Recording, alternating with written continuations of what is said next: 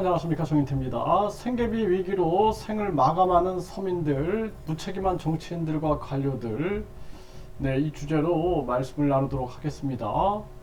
지금 많은 국민들이 생계비 위기를 겪고 있습니다. 미국의 급격한 금리 인상, 초고속으로 금리를 인상했죠. 그리고 이제 한국은 미국을 따라서 계속 금리를 인상을 했어요. 일본은 마이너스 금리를 유지했고 중국은 금리를 역으로 내리다가 동결을 했습니다. 이게 우리가 작전 세력들 보면은 항상 이 작전 세력들이 계속해서 여기서 저기서 이 들러리 서고 분위기 만들면서 계속 주가를 막 올리는 경우가 있습니다.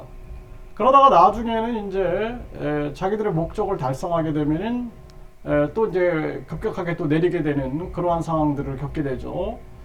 그래서 제가 항상 얘기하지만 미국의 연준이 사기업은행연합회다라는 것 자체가 세계 경제에 큰 위험인 거고, 또 하나는 미국의 달러가 기축통화라 그러면은 세계에서 사용하는 세계 결제 통화인데, 그런데 이것이 자기 국내 상황에 악용하게 된다면 이웃 나라들이 큰 고통을 겪게 되고 거지가 되는 거죠.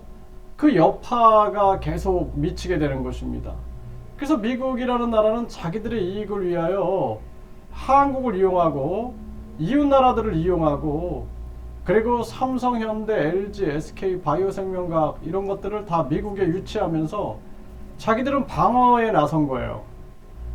우리가 급격한 금리 인상을 하면은 당연히 가계, 부동산, 기업들이 붕괴될 테니까 빨리 생산과 소비와 투자를 늘릴 수 있는 방법. 그래서 다른 나라 기업들을 반강제적으로 유치해가지고 보조금을 안 주겠다, 다른 데서 만들면, 이런 식으로 깡패 경제를 한 겁니다.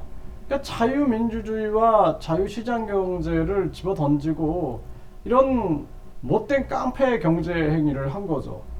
그러니까 중국 공산당이나 북한 공산당이 하는 짓거리나 비슷한 거죠. 이게 참 가슴 아픈 현실이 아닐 수가 없습니다. 그를 통해서 이웃 나라가 거지 만들어지고, 이웃 나라 중에서도 서민들이 완전히 붕괴되고 무너지는 그런 사태가 지금 벌어져서 멀쩡한 사람들이 죽어나가는 거예요. 멀쩡한 사람들이.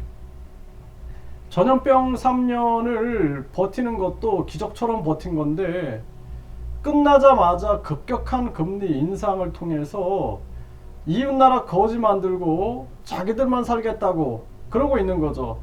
그러니까 윤 대통령이나 이 정치꾼들, 관료꾼들이 이런 사실들을 알면서 우리 국민들을 생각해야 되는데, 국민들을 내팽개치고 자기들은 이자 잔치하면 되니까, 결국에는 돈 있는 자들은 이자 잔치, 서민들은 생을 마감하는 그러한 상황으로 지금 가고 있는 대한민국의 현실이고, 많은 서민들은 경매로 자기들의 마지막 자산인 집을 내던지고 있는 그런 정황입니다. 그럼에도 불구하고 계속해서 좌파 우파를 나누고 금리 계속 올리고 미국 따라가는 게 무조건 옳다, 국민 다 죽어도, 이런 얘기들을 하는 사람들이 있어요. 그래서 전략적으로 움직여야 되는데 전략이 아무것도 없어요. 지금 외교 전략이 아무것도 없습니다. 미국이 급격한 금리 인상을 할 때 일본이 마이너스 금리를 유지한 건 전략이에요. 또 중국이 금리를 내리고 동결한 거는 전략입니다. 아니면 다 죽으니까 서민들. 근데 우리나라는 서민들 생각 안 하는 거죠. 부자들은 그냥 이자 잔치 하면 되고 서민들은 죽든 말든 신경 안 씁니다. 그리고 계속 금리 안 올리면은 우리 자본이 미국으로 이탈해가지고 그래가지고 더 어려워진다, 이 얘기만 하고 있는 거예요. 경제라는 건 선택입니다. 선택의 문제인데 하나를 얻으면 하나를 잃을 수는 있어요. 그런데 미국도 급격한 금리 인상하면서 해외 기업들을 계속 유치해가지고 삼성, 현대, LG, SK 바이오생명과 미국에다가 생산 소비 투자 그리고 고용 이런 것들을 일으켰단 말이에요. 그러면 우리도 뭔가 대책이 있어야 되는 거예요. 대책 없이 그냥 막 진행을 해버린 겁니다. 그냥 미국은 그래도 깡패 같은 나쁜 짓거리를 했지만 그래도 자국민들한테는 잘한 거예요. 자국민들한테. 왜? 한국 다 죽여가지고 자기들한테 삼성, 현대, LG, SK 바이오생명과학 해가지고 자기 국민들은 생산 소비 투자 고용을 늘려놨으니까. 한국은 다 죽었죠. 한국은. 우리 정치인들은 신경 안 쓰는 거예요. 그런 거. 관료들은 그런 거 신경 안 쓰는 겁니다. 정말 안타까운 일이 아닐 수가 없어요. 모든 희생은 사회적 약자들이 가져가는 그러한 현실이다라는 거예요. 저는 그게 참 가슴이 아픕니다. 그리고 전략적으로 움직이면서 우리도 우리 경제를 살려야 된다라고 제가 계속 얘기했어요. 우리 경제를 살려가지고 우리 이 경제가 튼튼하다라는 걸 보여줘야 되는데 이제 다 무너져 버린 겁니다. 이제는 하나가 약세가 일어나는데 우리가 스스로 금리를 내려가지고 전략적으로 환율을 내린 게 아니라 환율이 급등했어요. 그래서 원화 가치를 내린 게 아니라 이거는 완전히 이젠 무역 적자, 경상수지 적자, 또 한국 경제가 무너지니까 이제는 원화 가치가 떨어지고 있는 거예요. 거기에다가 한미 금리 차, 거기에다가 지정학적 불안. 지금 윤 대통령이 대만 문제로 중국을 적대화 시켜버리고 러시아를 적대화 시키면서 이제는 완전히 해결 방법이 없는 정황까지 가버린 거예요. 경제도 무너지고 그래서 원화 가치도 떨어지고 또 완전히 무역 또 모든 게 다 무너진 거예요. 그래서 제가 작년에 급격한 금리 인상 안 된다. 전략적으로 움직여야 된다. 일본과 중국을 봐라. 계속 얘기를 했는데 이들이 꼼수를 가지고 있었겠죠. 꼼수를.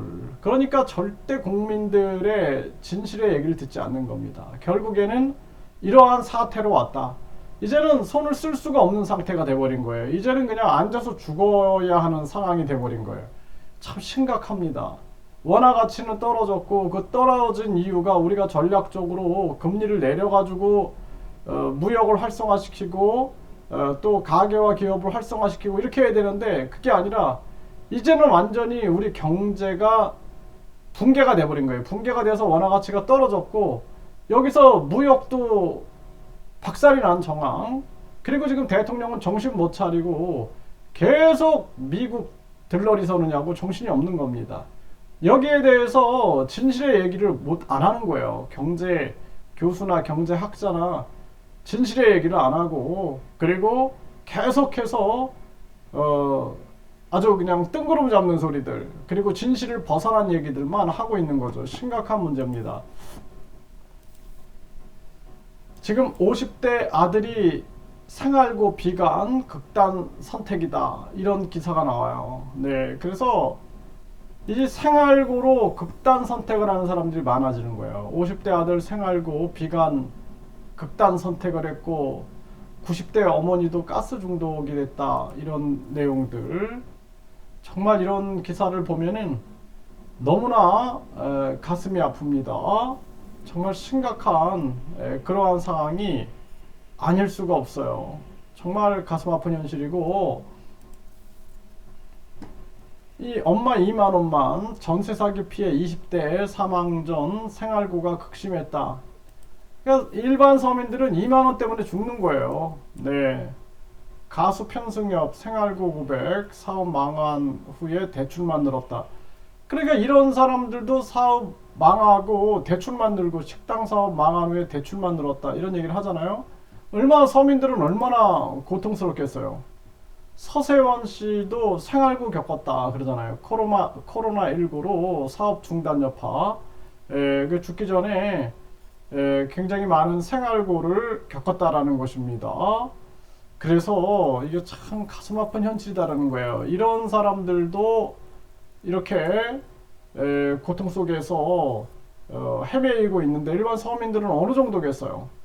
생활고 우울증 50대 극단 선택을 했다.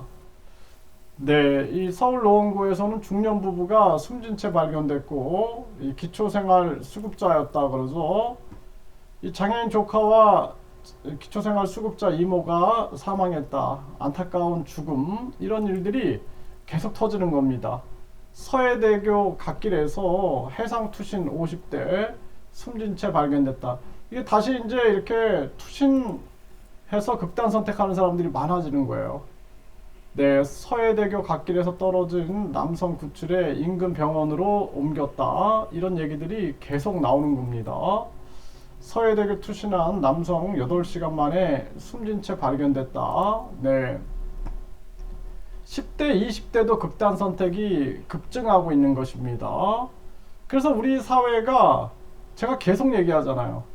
우리 사회에 학벌주의가 없애지 않으면은 우리 사회 고질병 못 고친다. 그리고 한국은 1류대, 2류대, 3류대, 지방대, 지방 소멸 더 빨라지고 그리고 국민들은 계속 고통 속으로 빠져들어간다.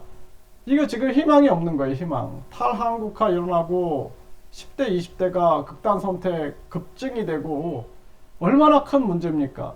그래서 이 사회가 학벌주의, 황금 만능주의, 출세 제일주의, 그리고 이 외모 지상주의, 그리고 이기주의, 아주 극이기주의로 가고 있고 거기에다가